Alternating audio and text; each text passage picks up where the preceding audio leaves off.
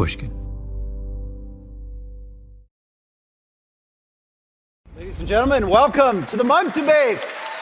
Woo! Not long ago, a few thousand people gathered at Roy Thomson Hall in Toronto, the fanciest performance space in the city, to hear a debate. Parliamentary style, opening statements, rebuttals, closing arguments. So I want all of us to think tonight carefully on our debate motion. Be it resolved, do not trust the mainstream media. Speaking for the resolution were two prominent journalists. My name is Matt Taibbi. I've been a reporter for 30 years, and I argue for the resolution. You should not trust mainstream media. Taibbi was one of the people Elon Musk turned to when he took over Twitter to publish on Twitter the so-called Twitter files, with the intent of showing that liberals were meddling with free speech. Matt Taibbi has a massive online following. I grew up in the press. My father was a reporter. My stepmother was a reporter. My godparents were reporters. Basically, every adult I knew growing up was a reporter. So I actually love the news business, but I mourn for it. It's destroyed itself by getting away from its basic function, which is just to tell us what's happening. Taibbi's partner was the prominent English journalist Douglas Murray. Oxford-educated, beautiful suit, a certain international man of mystery, savoir-faire. It's a great pleasure to be here. As Rudyard said, I've come a rather long way from the front lines of the Ukraine conflict because I like to see these things with my own eyes for myself and to come to my own conclusions. I came out through Moldova the other day, through London, and then got to Toronto, and a friend of mine said, "Why are you going to Toronto?" I said, "An invitation to Toronto in late November? Who on earth says no to that?" Only a madman would say no to that. On the other side, defending the mainstream media, was the New York Times columnist Michelle Goldberg, a Monk debate veteran, one of America's strongest liberal voices. Think about the big stories of the last 5 years or so. You know, from the Trump presidency to COVID to the war in Ukraine. Now, if you had just followed the CBC, the New York Times, the Washington Post, the BBC, they all got some things wrong.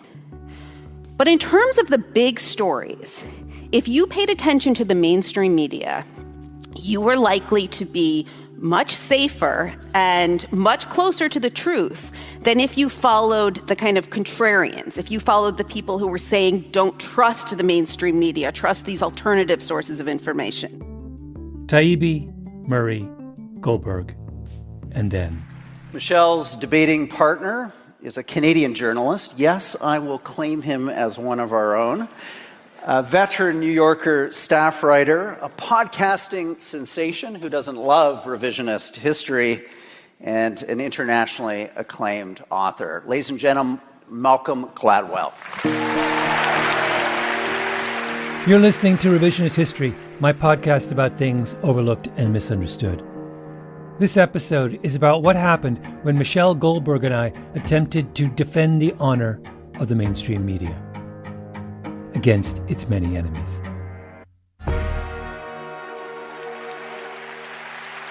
I entered this battle to cheers from my hometown crowd. I grew up not far away, and I went to college in Toronto, about a mile from the theatre. This whole evening was putting a pep in my step. I'd met with Michelle that morning at breakfast at our hotel. I said to her, "We're going to win this thing. How could we not? This is Canada. If anyone is going to trust the mainstream media, it's Canadians." I wrote out my opening comments on the plane, had a lovely visit with my mom, put on my snappiest suit jacket, then strode out on stage and warmly shook the moderator's hand. Because we want to know, are you open to changing your mind over the course of what you're going to hear in the next 90 minutes? Can you be persuaded to move from the pro camp into the con camp or vice versa? I should let you know, before we get too far along, that I am not someone who gets nervous. I don't get stage fright. I am the son of a man whose personal credo was, nothing bad will ever happen. And that's how I felt on the evening of the month debate. The room was packed. I felt the surge of love from my countrymen, and Michelle was on fire. However, if you followed the mainstream media, you knew that COVID was airborne, you knew that it was more serious than the flu, and you knew that the vaccines were likely to protect you. The COVID contrarians, the contrarian media, the one who were saying not to trust kind of mainstream sources of opinion, were saying this is just another flu. Deaths are going to be 6,000. The media doesn't want to tell you, I mean, Matt wrote this several times, the media doesn't want to tell you about ivermectin. She had Taibbi and Murray on their heels. In the run-up to the invasion of Ukraine, again, I think Matt said that, the media is overhyping this, that people are kind of taking stenography from the Biden administration, that Russia actually is probably not going to invade. When it was my turn to speak, I tried to build on what Michelle said. The mainstream media was right about things like COVID and Ukraine because it's a profession with standards and rules and a long tradition of searching for the truth. The non-mainstream media is a set of institutions that are outside of that tradition, that have an open and not a closed platform. And you cannot have an open platform and simultaneously adhere to a strict set of professional norms. You cannot say anyone can become a doctor and then complain when the surgeon takes out your spleen and thinking that it's your gallbladder, right? Now, why am I making such a big deal about this? Because trust is not about content. Trust is about process. I got my journalistic training at the Washington Post, one of the great newspapers in the world. I learned about that process, about what it means to respect the truth from some of the greatest journalists of my generation. This was from the heart. We're nailing this, I thought to myself. And then... I can't sit here and listen to Malcolm Gladwell talking about fact-checking and the importance of it. Not to get too mean, Malcolm. I read your book, David and Goliath. The chapter on Northern Ireland is more filled with inaccuracies than any other chapter in a non-fiction book I have read.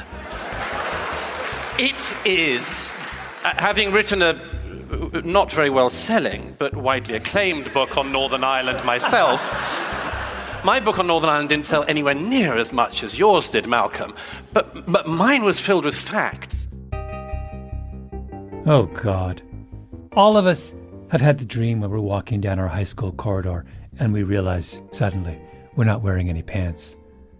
That was me in that moment, on the stage of Roy Thompson Hall in front of a few thousand people, suddenly realizing this is not going well.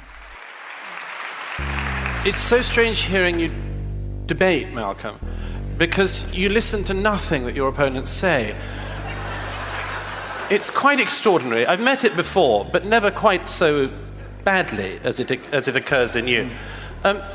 You keep saying things that neither of us have said, and then you try to pathologize what we say. Now, Malcolm, why don't you listen to what comes out of our mouths and try to learn something from it, as I am with you this evening?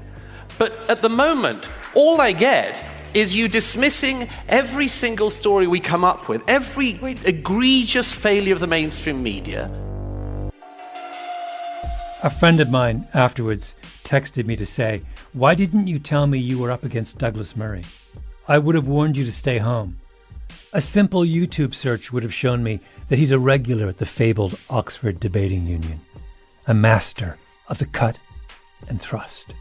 But I beg you to actually consider the fact that what we are describing is, even if you think not as accurate as you would like, an expression of a problem that is going on in our societies. Functioning liberal democracies need to have trust in their media.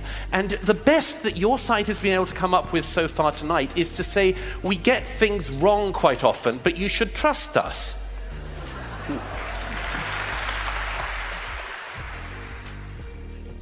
You can't see it, listening as you are, but Murray had the room in the palm of his hand. Take the Hunter Biden story. Oh, here we go. Okay? I'm sorry. Of course you don't want to hear it. Is there no end to the kind of Twitter stuff you guys are going to dredge up? Of course you don't want to hear it, Malcolm. Of course you wouldn't, because it goes against your ideological presumptions.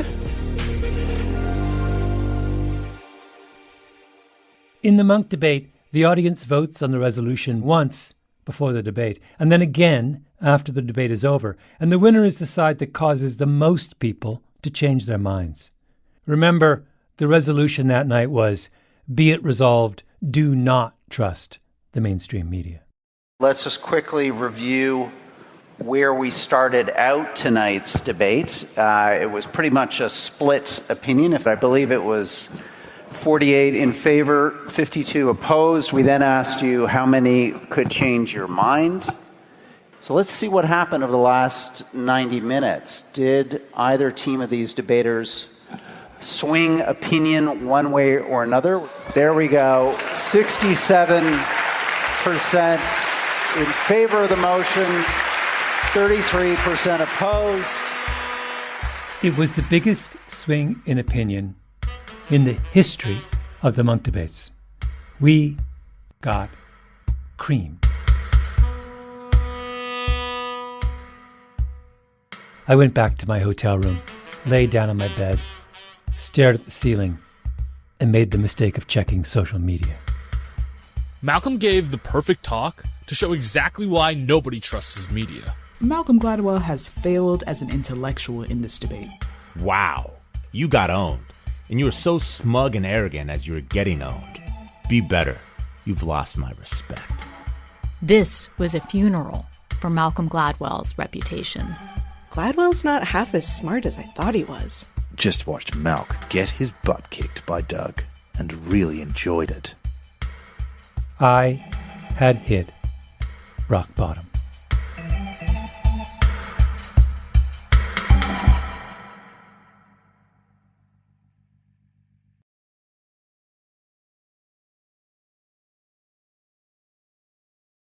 What do you do after you've been humiliated? You call your mother, of course. Take spoil, make style. In English, it says, when things go wrong, convert them to something that is desirable. And the first thing my mother did when I asked for maternal reassurance was remind me of an expression from her native Jamaica. This is my mom's first solo appearance on Revisionist History, by the way. What kind of son makes his mother wait 8 years for a cameo? I want to go back over the pronunciation of the words in dialect. Pronounce them and then spell them out for me, just so I can see in my mind the expression. Take spoil. T-E-K. Yeah. It's a version of take. Yeah. Take what is spoiled. Because we do not use the rounded vowels in Jamaica. They're all broad A vowels. We, instead of saying spoil, we say spoil. Yeah. But they're all English words. Take spoil, make style. Those are 4 English words, but they're just pronounced differently. Yeah. It's beautifully economical. Exactly. It's the economy and also the humor, which is also striking. Put it in a sentence in your best Jamaican dialect. We don't use it in a sentence. Oh, okay. You use it as a commentary on a situation. All right. Here is someone walking along in a dress that does not fit with what is commonly being used. And she says, well, me dear, you watch and see. Everybody will be wearing a dress like this soon. Me a take spoil, make style. This was her moral instruction to me in typically elliptical Joyce Gladwell fashion. Take lemons and make lemonade. Take spoil and make style. So what did I do? I went straight to the top. I got in touch with the local legend of New York debating, K.M. Colandria, a.k.a. Dico, founder of the Brooklyn Debate League. I told Dico about the very public undressing I had suffered on the stage of Roy Thompson Hall, and Dico said, "You need to come to Brooklyn." And so I did. All the way to the Crown Heights neighborhood, in what used to be the old Hebrew hospital. Narrow hallway, cats, everyone eating big bowls of pasta. Franklin Avenue shuttle lumbering along in the background. What's up, George? No, you can't do that during the podcast, bud. Dico had put together a dream team of 3 to analyze my performance. Sasan Khosravi, Jonathan Conyers, and Dico himself. Jonathan is built like a linebacker. Big James Harden beard, works as a respiratory therapist when he's not writing books and teaching debate. Sasan is 30-something, extroverted, charismatic. In the John Grisham version of his life, he would be a trial lawyer who would win a $10 billion verdict from the jury in Mississippi. Dico is reserved, studied philosophy at Yale, Irish and Italian in background, and somewhere along the line converted to Judaism and went to rabbinical school. I sat down at Dico's kitchen table. Each of the 3 had pages of densely written notes in front of them. They had prepared. Jonathan was to my left. I started with him. Jonathan, can you speak to was the tone different from the debates you're used to with students? So that's a very good question. So I'll answer this in 2 ways. The tone that you had throughout the debate was very similar to some of the students that I do work with. And that's what I teach them not to do. No offense. I have the thickest skin in the world. No, I want just pile on. They piled on. Sasan was next. And I think what I want to explore is the sort of disconnect between the things that you thought should have mattered to the audience and what actually turned out to matter to the audience. Then Dico. What was your strategy? Why do you think you won? Like, if you talked us through, like, your offense on that debate, like, why do you think you won? I thought that it was, to be honest, it began with a certain degree of arrogance that I thought, I just couldn't imagine how anyone could legitimately argue that the mainstream media was worse than the alternative. Oh boy, let's start there. If I assumed that most people were on my side before I began, then why was I even debating? Debating is persuasion. It's based on the idea that there are people listening who don't agree with you, and your job is to change their mind. It's not a conversation. It's not you say what you think, I say what I think. It's a contest, adjudicated by a third party, and the winner is the person who does the best job of climbing inside the head of that third party. Because ultimately, the win condition of debate is the judge circling your name. Sasan was the first to respond. Ultimately, it's figuring out what's important to that person and how do I show them that this thing that I'm advocating for functions under a value system that they hold. I think that's what's important about debate and it's an intellectual exercise in empathy. Empathy. I just failed the first test of debating. I should have put myself inside the heads of those in the audience who didn't trust the mainstream media and then try and bring them around. Second, related point. If you watch the whole 90-minute debate on YouTube, which for the love of God I dearly hope you do not, you will notice that Mr. Murray and I did not get along. At a few points, I called him Doug, to which he took great offense and called me Malk. Well, Malk, I'm going to try to take this more seriously than you did in your endless creation of straw men, which just is ceaseless this evening. After the debate was over, Murray tweeted and retweeted word of his victory 14 times. He's that kind of guy. But my advisors at the Brooklyn Debate League were not happy about my antipathy towards Mr. Murray. If reading the mind of the judge requires empathy, then how is pursuing some personal vendetta going to help matters? How do you engage in the delicate art of persuasion if you're getting all emotional? I tried to explain.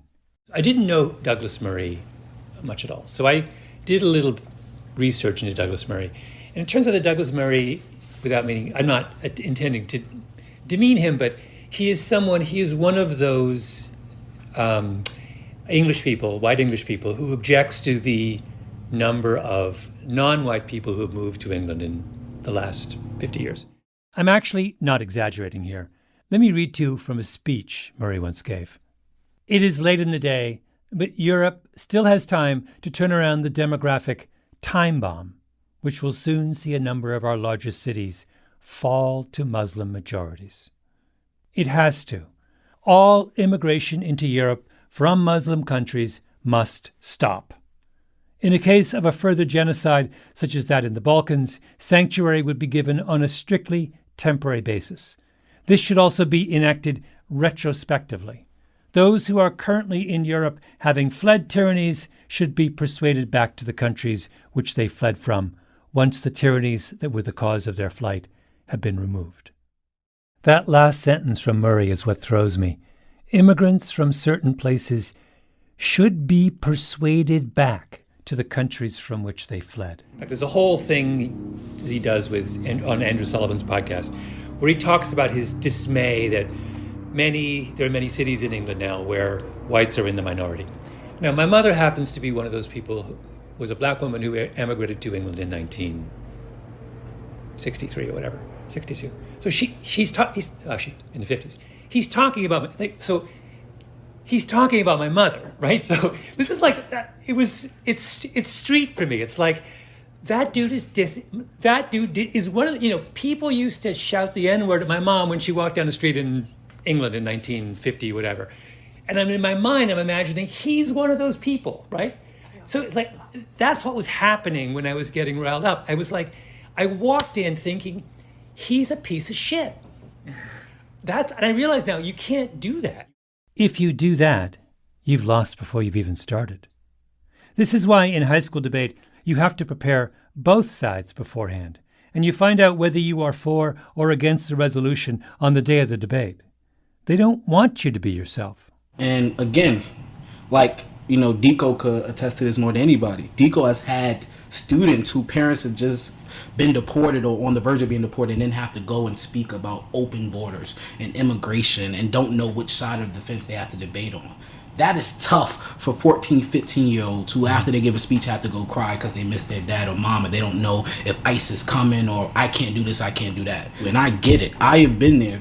There were times where I felt racism occurring or people told me you can't use your personal story. That's not fair. This rich kid don't understand what it's like to be poor, so don't talk about that. So it happens. We have to come in and understand that debates are not personal, and we have to talk about these topics, because if we can't have dialogue, if we can't have respect, then all is lost. So I'm going to challenge you, Malcolm, to say if they can control their posture, if they can understand that we can have real conversations, so can you. Our culture tells us to be authentic and put our feelings first. But if you're trying to win a debate, your focus needs to be on your opponent's feelings, how their mind works. Lesson number 1, don't be yourself. It's a dead end.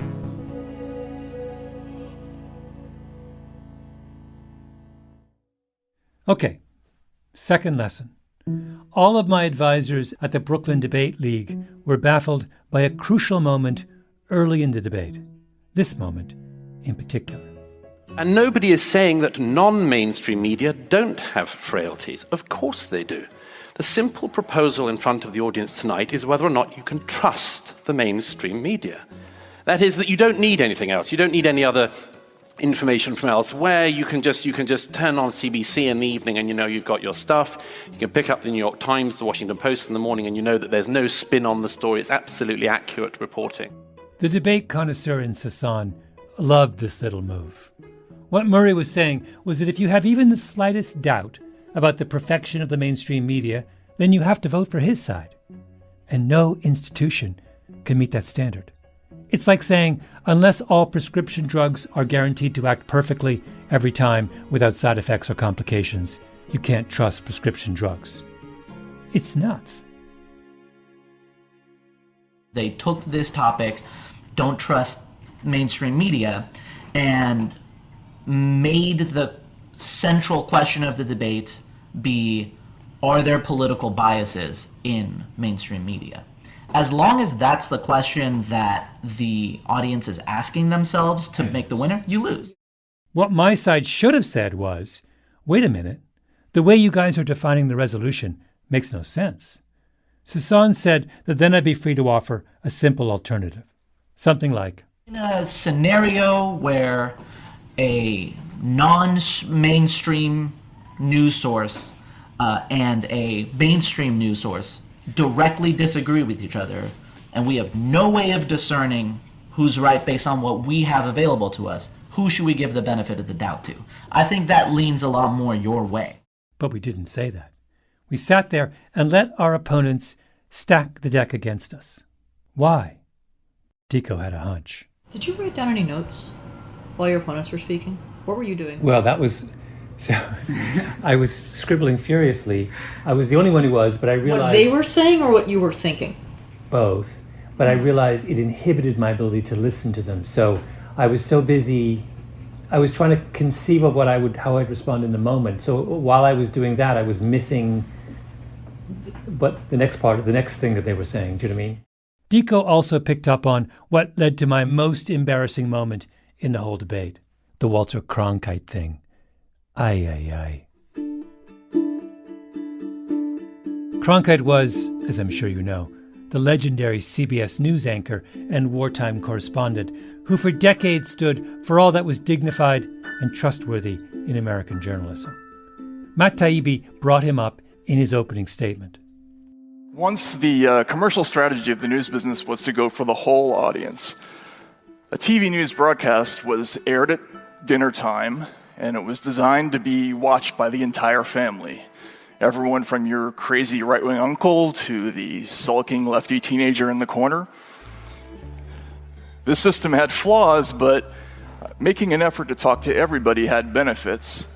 For one thing, it inspired trust. Gallup polls twice showed Walter Cronkite to be the most trusted person in all of America. That would never happen with a newsreader today. With the arrival of the internet, some outlets found that instead of going after the whole audience, it made more financial sense to pick one demographic and try to dominate it. How do you do that? That's easy. You just pick an audience and feed it news you know they'll like. Instead of starting with a story and following the facts, you start with what pleases your audience and work backward to the story. Back when we had Cronkite, the system worked. I heard that and I thought, give me an effing break. So when it was my turn, I responded. I was greatly amused by the affection Matt Taibbi has for the age of Walter Cronkite, which he seemed to hold up as a kind of golden moment. In that moment, the mainstream media was populated entirely by white men from elite schools. Why you would have had such affection and say that's the gold standard, and we should trust the mainstream media precisely at the moment when the mainstream media is least representative, is really puzzling to me. Then Douglas Murray chimed in, of course. Malcolm, you did a little nasty jab there by trying to pretend that Matt Taibbi is desperate for the era of white men in broadcasting. It takes a certain chutzpah to make that claim. Taibbi then defended himself.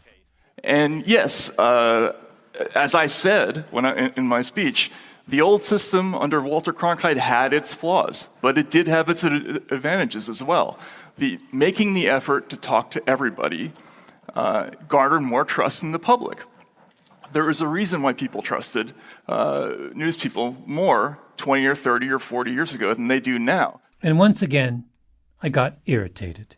This time with that phrase, making the effort to talk to everyone. I just wanted to make a short list of the people who were not spoken to by journalists in the 1950s and 60s. And you may want to add some, if I miss some, black people, women, poor people, gay people, people with mildly left-wing views. I mean, Words fail me when somebody, when it presented with a critique of his rather idiosyncratic position on Walter Cronkite, comes back and says, "Oh no, there's more to my great love of this man." So I'm on my high horse, waving my woke flag, standing up for inclusion. But wait, first, back to lesson 1. Don't be myself. It's not smart. But that's not even the worst of it. Do you remember the context in which Matt brought that comment up in his opening? It was, wasn't he talking about how that was an example, the way it was back then was worthy of our trust, and it's not like that anymore? Do you remember why? What he was saying in his opening was not, I am lifting up the 1950s as the golden standard of media and Walter Cronkite, blah, blah, blah. Yes, that sentence came out of his mouth, but that's not what he was saying. What he was saying was, look to the 1950s, look to the past, when you had a whole family gathered around the TV watching one show. That show had to talk to all of the people in that room, to the parents, to the kids, to the grandparents, even if they had different interests, different political ideologies, whatever. That one show had to talk to a diverse audience. It could not have an agenda in the same way that it does today. Because today, it's not talking to a whole family. It's not even talking to a whole neighborhood or a whole household. We all have our individual echo chambers that we lean really hard into, right? What he brought up about Walter Cronkite and about the 1950s was just a detail. Oh, I see. Deco's point was that the people in the audience, the judges, surely understood what Taibbi was saying. But I didn't. The main point there was totally ignored. And it was a really important point for the offense, because their whole argument was you can't trust mainstream media because there are agendas, because they're not trying to give you the truth. They're trying to give you the spin and the story and cater to they called it demographic hunting, I think, right? That they're catering to a specific demographic. The Cronkite bit was a provocation, waved in front of Malcolm Gladwell that sent him charging off in the wrong direction.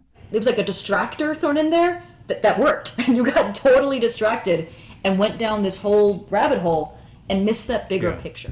Wait, did I do anything well? No, not really.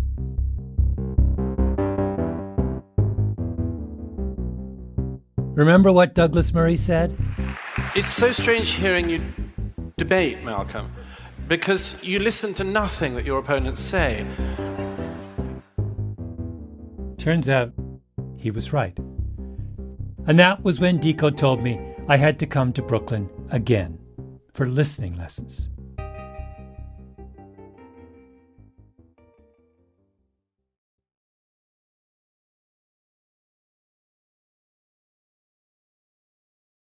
I met with the Debate League at Unity Prep, a charter high school in Williamsburg. I sat myself down in a high school classroom for the first time since the late 1970s. Deco, Jonathan, and Sasan were all there, along with a dozen or so high school debaters. There was a step class in the adjoining room. I was a long way from Roy Thompson Hall.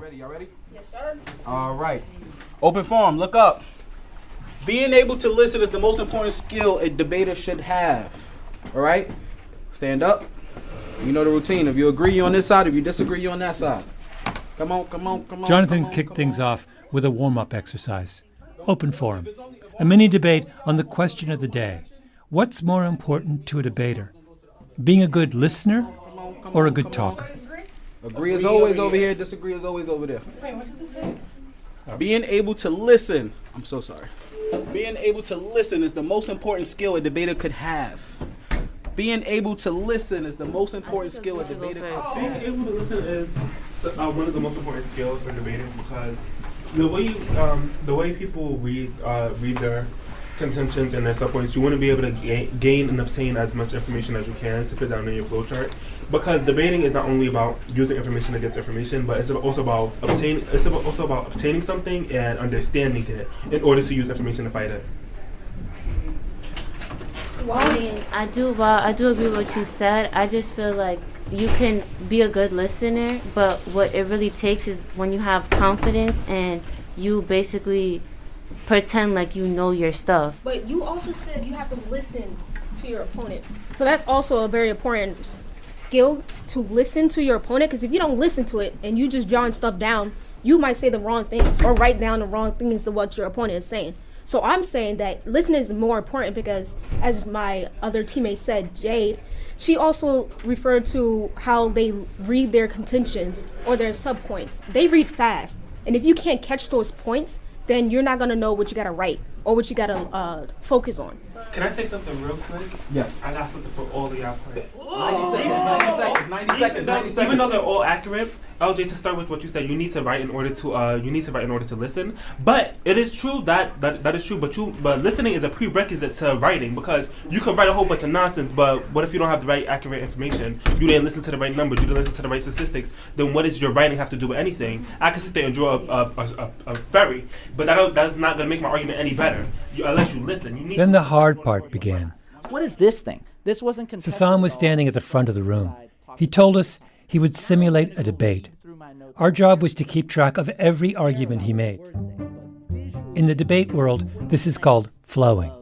Sasan said he would try and make it easier on us. So we're going to do a game with playing cards, where I am going to say the name of a card in a deck of cards. And you are going to flow it like it's a speech. So you're going to make a column.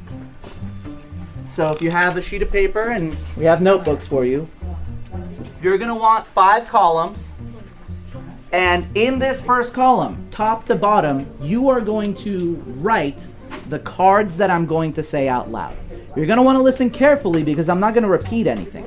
The test is to see whether you're going to be able to write it all down without missing anything.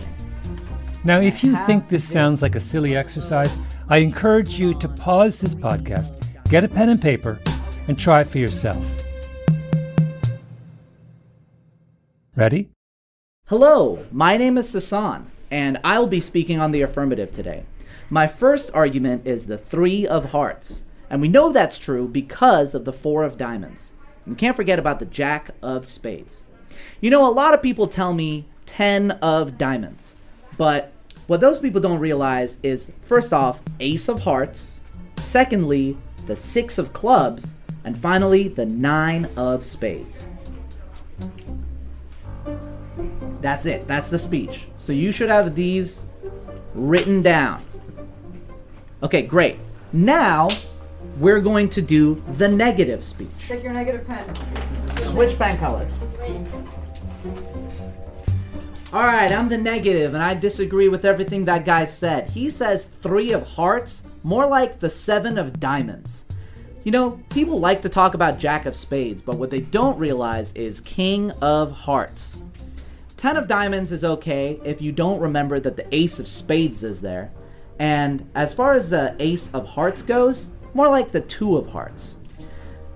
Finally, they brought up the 9 of spades. 9 of spades? Seriously? Because have you never heard of the Queen of clubs? That's my whole speech, and I'm maybe unnecessarily aggressive here. How did I do? I was terrible. I could keep up for the first minute or so, then I fell behind. I missed things. Sasan gets up and talks about playing cards, and I can't keep up. I got lost. 1 second, Coach. I have a question for you. Is this hard? Oh, yeah. Pico, I have a question for you. Is this hard? Really hard. This is really hard, and you guys are doing amazing. I see it all over your face. This is frustrating. You don't supposed to be an expert. I don't even know what he said half the time, and I've been doing this for a long time, all right? This is what happened to me during the monk debate. I was taking notes, but I didn't know how to take notes. So when Murray twisted the terms of the debate, I just missed it. And when Taibbi made that reference to Walter Cronkite, I heard the name Cronkite, but I missed the context. Am I making excuses for myself? Of course I am. But what debate tells us is that the failure to listen is not a failure of will or motivation or character. That's what we assume when there's some breakdown in communication. If someone doesn't listen, we assume they don't want to listen. We hear the yelling and screaming on the internet, and we see it as evidence of some great flaw in our society. But maybe, at least some of the time, the person who doesn't listen acts that way because they don't know how to listen. They haven't practiced. They don't know where to start. Listening is a skill, like playing the piano or learning to cook. I asked Sasan, how long would it take me to listen the way he does, to learn how to flow? I think if you really focus on it a school year, I think to be really comfortable with it, probably like 2 school years. Yeah. And that's half of your college competitive career. That's half of your high school competitive career. A long time. But imagine if we did it. If we all went to debate school, learned those lessons, were able to say to ourselves in the middle of a heated argument, this isn't about me. Learned how to avoid Walter Cronkite-sized rabbit holes. Understood that debating is not the art of talking, it's the art of listening. Oh, and maybe the most important lesson of all, do you know what they teach you to do at the Brooklyn Debate League after the debate is over? After one side has lost and the other has won? All right, you guys know the culture. Tell each other, compliment why we love each other. Go. All right, go, compliment. Shout out. And all around the room, the debaters shouted out happily to each other. I like the idea of how you just stuck to the attitude, because attitude is right, and that one word, believe, is a really strong word to use, which gave you such good leeway to my argument. And I love how you be coming in, like, you know, with your presence, like you're gonna clear, you know. So then it amps me up, like when you have like that attitude, it amps me up, and it makes me want to clear too. So I like that. It's very effective. Matt and Doug, my monk debate antagonists, I appreciate you for forcing me to take what was spoiled and give it new life. Now, one last question. So I approached you with this because, as I said, I had this disastrous experience with the monk debate, and I wanted to use this opportunity to learn to be a better debater. Do you think this is typical of me, that am I a take spoil, make style kind of person in your mind? You are such a highly successful person that one would not associate with you many occasions in which you needed to do that. That's just a mother speaking. But the fact that you... I beg your pardon? I said that's just a mother speaking. You will not admit to any frailty on the part of your sons. No, not only that, I'm not aware of them so much, but the fact that you have risen above in this remarkable way justifies my faith in you and my confidence in you. Ah, that's what I meant by maternal reassurance.